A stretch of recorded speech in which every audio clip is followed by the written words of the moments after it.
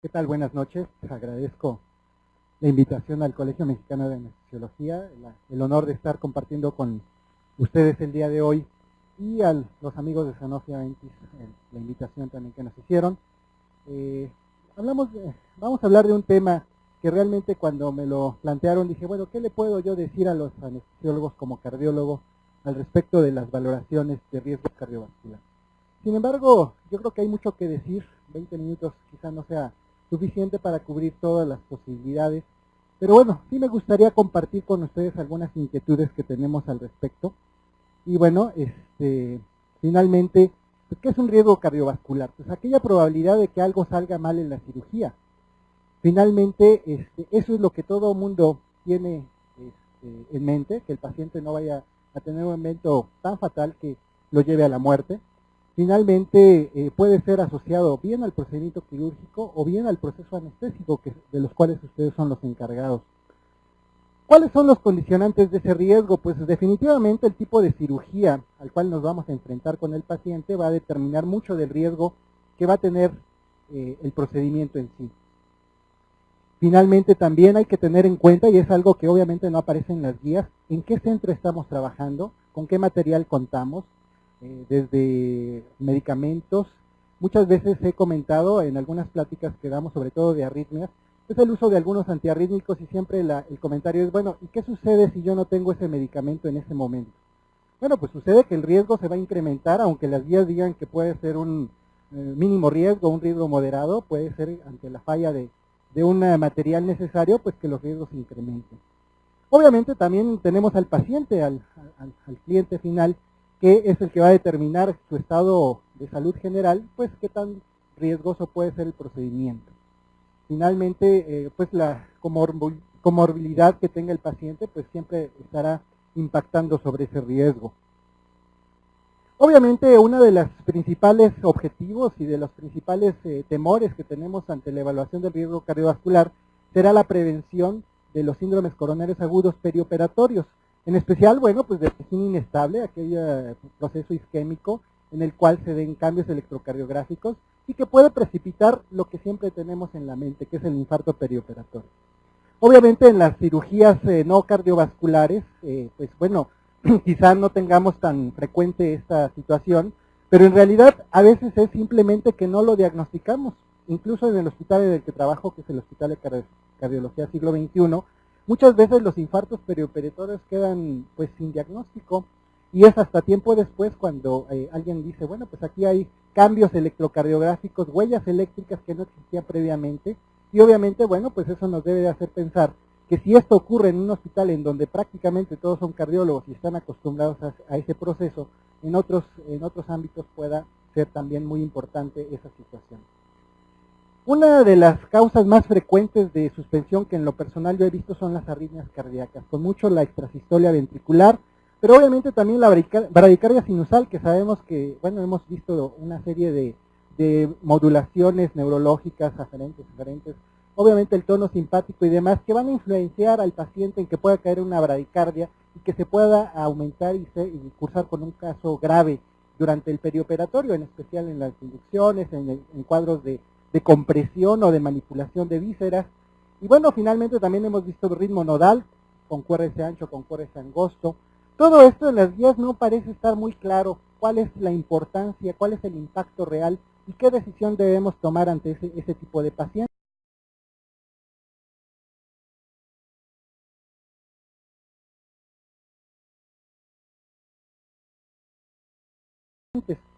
Finalmente yo creo que es más bien el entorno y el paciente en sí mismo lo que nos va a dar el riesgo. Por ahí hay una serie de scores de riesgo, como el Goldman, que todos seguramente hemos conocido, y que nos dan, por ejemplo, puntajes con respecto a extrasistolia, en la cual a veces la extrasistolia yo la daría como 0 en algunos pacientes y como 50 puntos en algunos otros. De tal manera que esos scores, si bien son muy útiles para que nos establezcan un riesgo global, no necesariamente aplican para todos los pacientes ni para todas las intervenciones que tengamos. Obviamente las taquicardias son yo creo que una de las principales causas actuales de morbilidad en mi área, que es la electrofisiología, las arritmias, en especial del área cardiológica a la que pertenezco. La fibrilación auricular hoy por hoy es la arritmia que se ha convertido en el problema fundamental. Se han hecho muchos trabajos al respecto de cómo podemos prevenir o cómo podemos predecir que el paciente puede complicarse con una fibrilación auricular. Hay una serie de factores de riesgo en las cuales podemos predecir que el paciente puede cursar con esta taquiarritmia, y obviamente entonces debemos empezar a considerar el tratamiento, el pretratamiento o profilaxis, como ustedes quieran llamarlo. Obviamente, bueno, pues hay cosas más mundanas. El descontrol hipertensivo quizás sea una de las cosas más frecuentes que ocurre en nuestro actuar en un paciente en el perioperatorio. Las enfermedades vascular cerebral, que es una complicación pues que es relativamente frecuente para algunas intervenciones, pero que afortunadamente, bueno, lo vemos por lo menos en lo personal poco.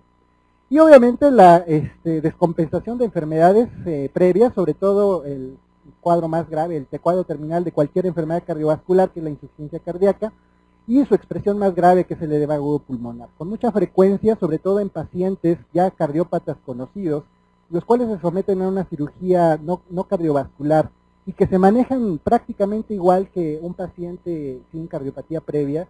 El manejo de líquidos es un problema importante. Muchas veces se da el manejo de acuerdo a la edad y a la complexión del paciente. A veces se nos olvida que un paciente se puede ver perfectamente sano y puede tener una fracción de exclusión del 15%, y si manejamos los líquidos igual que un paciente de la misma edad pero sin esa característica, pues podemos llevarlo a un cuadro grave de edema agudo pulmonar. Finalmente, hay una pregunta que siempre surge. Bueno, a todo paciente se le debe de hacer una valoración respiratoria, a un niño, a un adulto mayor, ¿o a quién se le debe de hacer esto? Bueno, pues obviamente la edad siempre será un punto crucial. Muchas instituciones establecen edades que hay instituciones que a los 20 años ya lo dan como necesaria una valoración preparatoria, hay quien dice que a los 40, hay quien dice a los 50. Finalmente yo creo que depende de las características propias del paciente, y si tiene algún antecedente relevante, bueno, pues la edad quizás pase a un segundo término. En el hospital manejamos niños que ya tienen una cardiopatía grave y que a veces nos piden incluso apoyo en otros hospitales como el de pediatría para poder llevar a cabo pues cirugías de otra manera muy normales, como una apendicectomía, etcétera. Pero no es lo mismo hacer una apendicectomía en un niño de 10 años con corazón estructuralmente sano, hacérselo a un paciente que tiene cardiopatía dilatada idiopática. Finalmente, bueno, pues la edad obviamente es importante. Quizá las guías en general recomiendan que a partir de los 30, 40 años de edad sea obligatorio, pero yo creo que cualquier grupo de edad puede entrar en esta situación de valoración de riesgo. Obviamente establecer una historia cardiovascular, o más bien tener un antecedente cardiovascular previo, pues obliga a determinar el estado actual del paciente. Sin embargo, hay algunas circunstancias, por ejemplo, lo que manejamos en arritmias, que pueden ser curativas y que no establece un riesgo adicional para el paciente. El síndrome de Wolff-Parkinson-White, la taquicardia por reentrada nodal, son potencialmente curables. Si el paciente ya ha sido sometido a una ablación, pues no es necesario una evaluación de riesgo perioperatorio adicional. Pero bueno, habrá otras como el infarto agudo del miocardio, y sin embargo en este punto del infarto hay muchos cambios recientes, sobre todo en el Colegio Americano de Cardiología, en los cuales se tenía como un antecedente muy relevante el tener un infarto antiguo. Sin embargo, ahora el riesgo se determina como mayor cuando hay isquemia demostrada en ese paciente. Si no hay este tipo de antecedente, aún con un infarto previo, no necesariamente se debe aumentar el tipo de riesgo que se da para ese paciente. Se ha demostrado que la incidencia de un infarto o un reinfarto, o bien una extensión de cuando no hay isquemia demostrada, es poco. De tal manera que, bueno, las cosas van cambiando y quizá en ese sentido somos menos estrictos para la determinación del riesgo. Obviamente las enfermedades asociadas, la diabetes con mucho, la hipertensión arterial, incrementarán ese riesgo, y obviamente entre mejor controladas, menor riesgo, descontroladas, que es el común denominador cuando vemos valoraciones preparatorias en pacientes hipertensos, por ejemplo, pues la gran mayoría de ellos llega con cifras no adecuadas, 140, 90, la mayoría de sus médicos lo ha considerado normal, cuando sabemos que este tipo de descontrol, aun cuando es leve, incrementa de forma sustancial el riesgo final de la cirugía. ¿Por qué se debe realizar una valoración cardiovascular preoperatoria? Bueno, pues obviamente determinar el riesgo específico de cada paciente, pero el punto crucial quizás sea prevenir complicaciones. Y en este prevenir complicaciones hay muchas cosas que al identificarlas podemos darle un tratamiento específico. Hablaba yo, por ejemplo, de los síndromes isquémicos coronarios, en los cuales a veces con el control adecuado de la hipertensión, diabetes, podemos disminuir el riesgo. El uso de heparinas de bajo peso molecular en el perioperatorio puede ser de utilidad. De no suspender medicamentos importantes o incluso iniciarlos cuando no están ya en el paciente, como los beta bloqueadores, ha demostrado un cambio muy importante en la tasa de infartos perioperatorios en grupos de pacientes operados por causas no cardiovasculares. Obviamente también la profilaxis de arritmias, como ya decía yo, la fibrilación auricular, se ha aumentado cada vez más, el uso, por ejemplo, de amiodarona, que sería uno de los fármacos adecuados para la profilaxis. Hay uso de medicamentos de clase 1 como la propafenona. Desafortunadamente en nuestro país este tipo de medicamentos no está por vía intravenosa.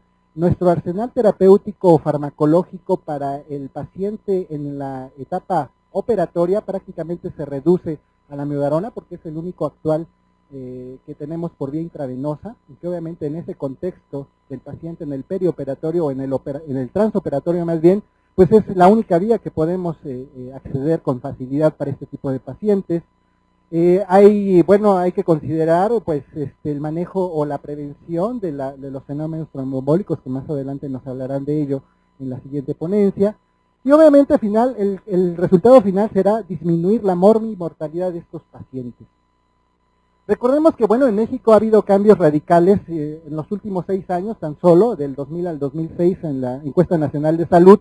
Pues la pirámide poblacional ha cambiado, no demasiado, pero finalmente vemos el cambio a nivel de la base, que era francamente ancha, que se ha ido haciendo cada vez más angosta, cada vez el grupo de edad es de mayor edad, y obviamente sabemos que a mayor edad, mayor probabilidad de requerir tratamiento quirúrgico y obviamente de una evaluación de riesgo cardiovascular. Ahí en esta gráfica pues vemos claramente cómo los extremos de la vida son los que requieren mayor cantidad de atención a nivel hospitalario. En este caso, sobre todo en el grupo de edad por arriba de 40 años, bueno, pues la atención quirúrgica va a ser muy frecuente, de tal manera que es en este grupo donde más riesgos vamos a tener, y obviamente siendo la cardiopatía isquémica la enfermedad a vencer para todos nosotros, porque es la causa número 1 de mortalidad en México en este grupo de edad, pues obviamente hay que impactar sobre esa situación. Aquí tenemos, bueno, reforzando lo mismo, a nivel de atención hospitalaria, pues obviamente predomina en los grupos de 50 a 80 años de edad, que son los que más van a requerir de este tipo de atención, y obviamente dentro de esa atención hospitalaria se encuentran las cirugías. ¿Qué vamos a tener que integrar? Bueno, pues obviamente siempre hemos dicho que la historia clínica no va a poder ser sustituida. Muchos médicos han querido sustituir con un ecocardiograma, con una prueba de esfuerzo, con las nuevas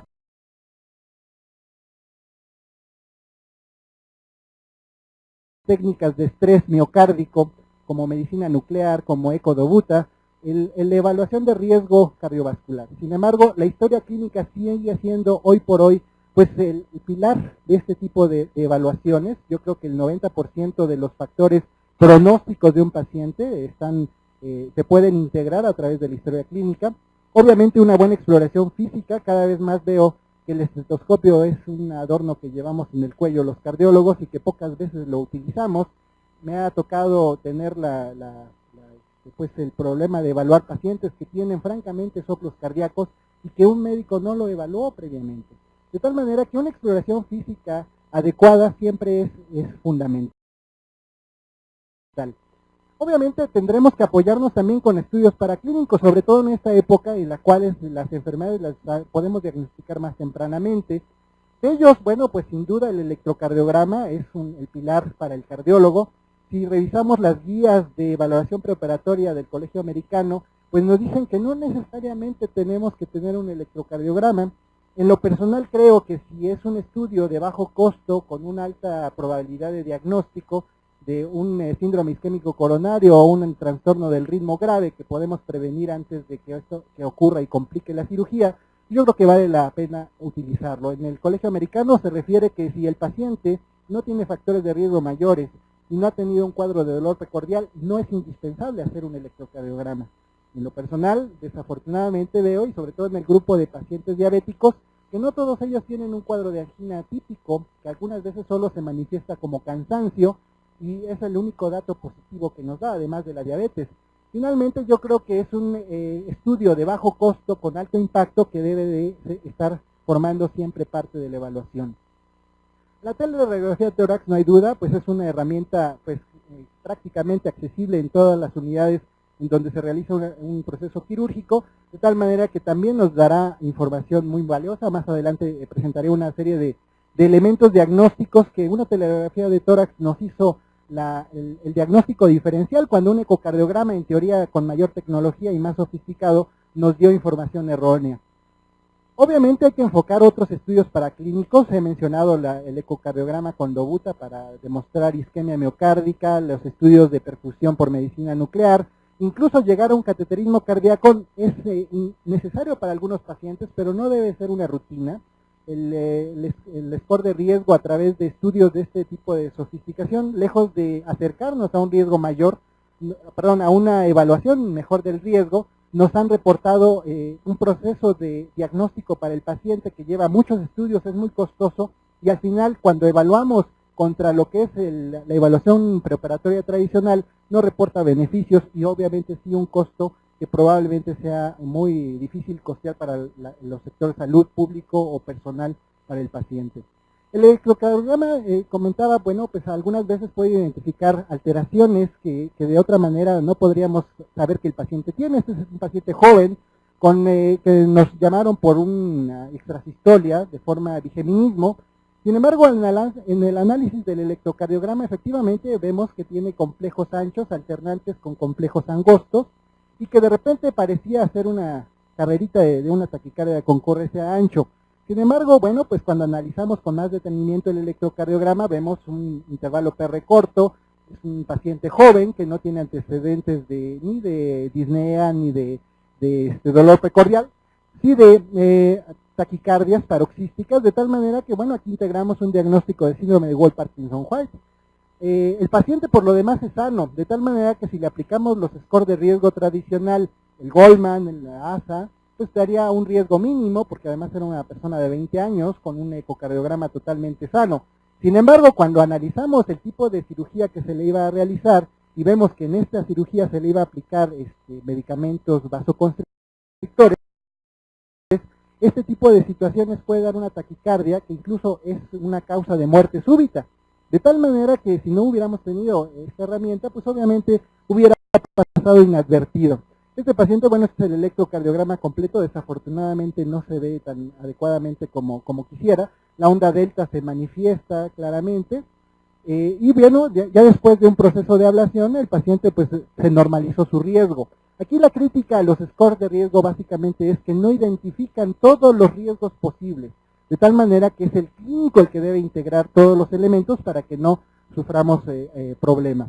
Este es otro caso de un paciente que, bueno, pues se nos manda por bradicardia sinusal, el paciente prácticamente asintomático, también joven, y se le había diferido su cirugía por la bradicardia. Finalmente, bueno, pues este tipo de trastornos es frecuente en el paciente que hace deporte. Efectivamente este paciente nadaba, era un paciente de competencia de natación de hecho, de tal manera que bueno, pues no encontramos ningún factor adicional de riesgo, ninguna cardiopatía asociada. Obviamente dimos un riesgo mínimo, a pesar de que bueno, pues efectivamente tiene bradicardia sinusal, pero obviamente respondía muy bien a la atropina, el ejercicio tenía una buena respuesta cronotrópica, de tal manera que bueno, nos obligó a hacer una evaluación más integral porque la cirugía a la que se iba a someter era muy relevante, pero bueno, para el paciente en general, porque tenía un problema de obstrucción nasal que limitaba su capacidad funcional para la natación. Pero finalmente, bueno, pues la evaluación también reportó un riesgo mínimo. En algún momento se nos mandó este paciente, una persona ya de edad avanzada, en la cual pues prácticamente se reportaba asintomático, quizá un poco limitado al esfuerzo en una clase funcional 2, y el paciente en realidad se mandaba como rutina por tener 75 años de edad, y se había considerado que en realidad ni siquiera era tan necesaria la evaluación. pues obviamente al analizar con cuidado el electrocardiograma vemos que cursa con un bloqueo AB de segundo grado. Muchos médicos, incluso mis residentes, me comentan, oiga doctor, pero pues un bloqueo de segundo grado, MOVIC 2, generalmente el paciente llega muy mal, con síncope o con lo que ellos llaman deterioro hemodinámico, cosa que no es del todo certera, porque no evaluamos el deterioro más que clínico, no hemodinámico, no tenemos una cuestión ahí de monitoreo invasivo. Pero finalmente este paciente, a pesar de estar asintomático, tiene un riesgo mucho más elevado que lo que podría reportar los scores tradicionales. Finalmente se le colocó marcapaso, obviamente se pudo operar sin mayor problema. Finalmente, bueno, algunas veces llegan pacientes con trastornos de la repolarización, con un poco de elevación a nivel del punto J.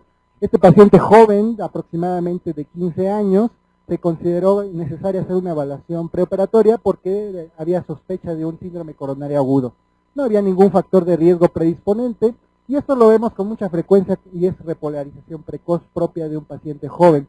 De tal manera que, bueno, hay que ser muy cuidadosos con los riesgos. Por aquí nos llegó un paciente, también casi asintomático, con un cuadro atípico de cansancio extremo, y que, bueno, pues en el análisis del electro, en el momento de la valoración preoperatoria, pues está cursando con un síndrome coronario agudo, un infarto agudo del miocardio. Vemos cambios muy importantes a nivel de la cara anterolateral, un poco también de la cara inferior, de tal manera que es un infarto muy extenso, prácticamente en H, de un paciente prácticamente asintomático. De tal manera que yo creo que este tipo de estudios son fundamentales, son pilares de la valoración preoperatoria. Aquí tengo dos casos. En este caso se había reportado una cardiomiopatía dilatada. Cuando yo vi la placa de tórax dije, bueno, pues prácticamente la veo normal. Finalmente el ecocardiograma lo había realizado una persona que no estaba entrenada en la realización de este tipo de estudios, de tal manera que, bueno, pues cuando hicimos una reevaluación de ese tipo de estudio, un ecocardiograma por una persona experimentada, se dio como totalmente normal. Simplemente la evaluación de la placa de tórax nos pudo determinar que realmente no había un riesgo tal como nos había dicho el ecocardiograma. En cambio, en este otro caso, una paciente joven, aproximadamente 20 años de edad, prácticamente asintomática, a excepción de una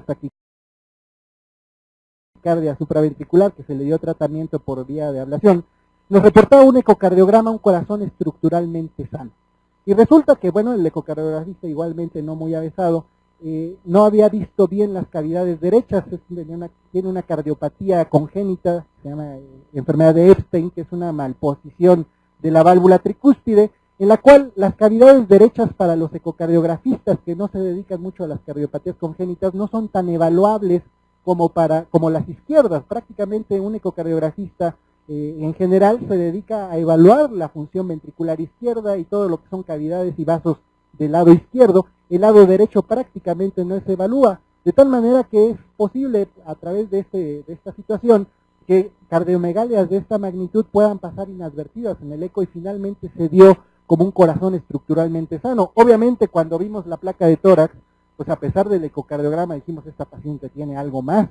Entonces no hay que olvidar las herramientas y finalmente de este tipo son las más básicas, pero nos dan mucha información que nos puede evitar errores de la tecnología, que desafortunadamente entre más tecnología tenemos, si no la usamos en el momento adecuado nos puede confundir más que ayudar. Hay otros estudios, ya hemos mencionado reiteradamente el ecocardiograma. Necesitamos que el operador que realice el estudio sea avesado en el diagnóstico que estamos buscando. Debe ser orientado hacia una idea específica, no debe ser solo como un estudio de escrutinio, porque entonces caemos en errores como ya lo hemos visto previamente.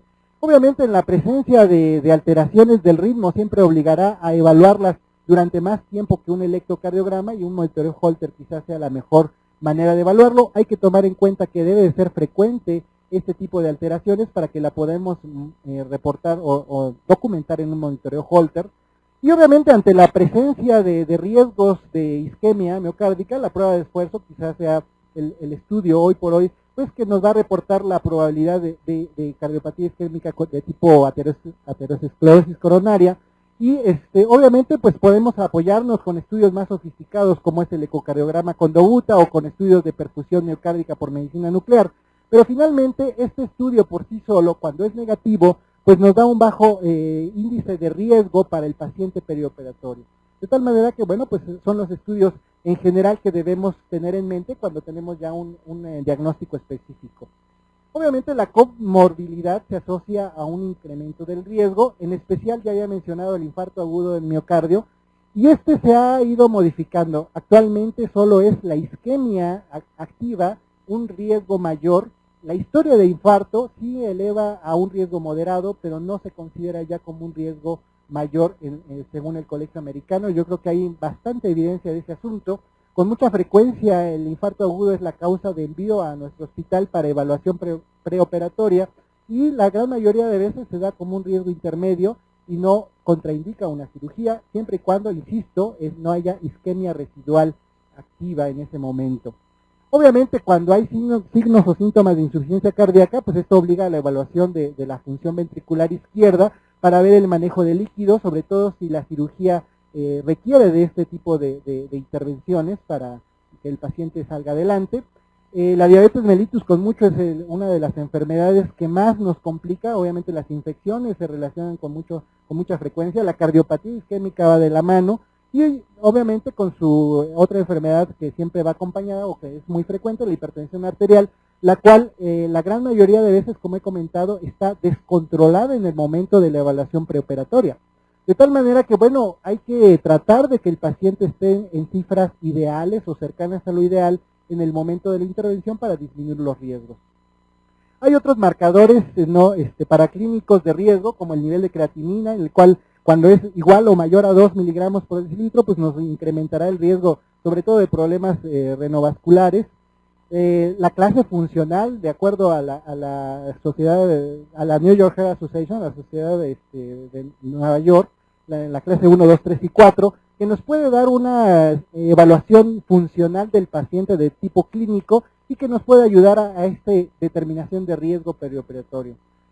Obviamente, si el paciente cuenta con arritmias no controladas, habrá un aumento de riesgo. Sin embargo, la gran mayoría de veces cuando nosotros permitimos a un paciente de estos tener un proceso quirúrgico, simplemente le pedimos a ustedes que no suspendan los medicamentos. Y es por eso que les comento que en este momento siempre recordemos a la amiodarona como uno de los únicos fármacos intravenosos que nos permite el control de ese proceso de arritmia en el paciente y que si el paciente tiene necesidad de una cirugía, nos pueda permitir sin ningún riesgo adicional, siempre y cuando esté controlada. Obviamente un paciente con descontrol sí tendrá un riesgo mayor. Bueno, la enfermedad vascular severa es obviamente también un condicionante de riesgo. Y bueno, el dolor precordial es en general una de las indicaciones para considerar la prueba de estrés miocárdico, siempre y cuando haya un riesgo de leve a moderado pretest, es decir, que tenga factores de riesgo no muy elevados, que no haya mucha probabilidad de que en realidad tenga cardiopatía isquémica. Si existe el riesgo mayor, pues obviamente tendremos que ir directamente al cateterismo cardíaco para poder identificar esto. Bueno, aquí nada más es para recordarles algunos de los scores más utilizados, el Goldman. Ya les había comentado algunas de las desventajas de en el cual, por ejemplo, aquí la extrasystolia me da 7 puntos, cuando a veces esto yo le daría 0 en un paciente joven sin cardiopatía estructural.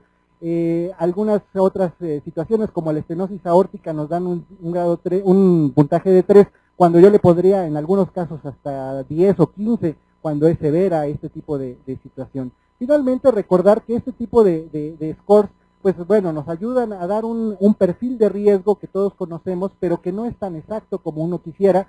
La mano del cardiólogo o del médico que evalúa siempre debe estar presente para modular en mayor o menor medida el riesgo que puede tener, independientemente de los scores que podamos adquirir del paciente directamente. Recordar pues algunas recomendaciones que podemos tener: el uso de betabloqueadores en el contexto de la cardiopatía isquémica, el uso de antiarrítmicos profilácticos como la amiodarona, como hayamos comentado, tanto en la extrasistolia ventricular como en la fibrilación auricular, el uso de nitroglicerina, que está controvertido sobre todo por las alteraciones hemodinámicas que puede producir en el paciente en el perioperatorio, el control del volumen adecuado, sobre todo en pacientes con falla ventricular izquierda, la profilaxis del tromboembolismo venoso, que ya van a hablar, me parece, en las próximas pláticas de ello, el uso racional y adecuado de antihipertensivos para el adecuado control de la presión arterial. Finalmente, ¿qué debemos concluir? Bueno, pues la valoración debe ser integral, debe ser personalizada al paciente. Obviamente debemos tener en cuenta las guías clínicas, pero debe favorecer la comunicación entre todo el equipo. Y el equipo también tiene que formar el cardiólogo, no solo el cirujano y el anestesiólogo, para el adecuado final de ese proceso quirúrgico, sobre todo cuando hay enfermedad cardiovascular presente. Los estudios paraclínicos no deben ser orientados, perdón, deben ser orientados al caso, no deben ser rutinarios, no deben ser un eco para todo paciente cardiovascular, pero a lo mejor sí un electrocardiograma, una placa de tórax, y obviamente un paciente que tenemos sospecha de isquemia miocárdica, pues obviamente habrá que pedir estudios específicos para demostrarlo. Finalmente, nuestro objetivo será la reducción de la mortalidad perioperatoria en estos pacientes y obviamente el uso racional de nuestras herramientas será lo que nos permitirá llegar a este objetivo. Muchas gracias por su atención.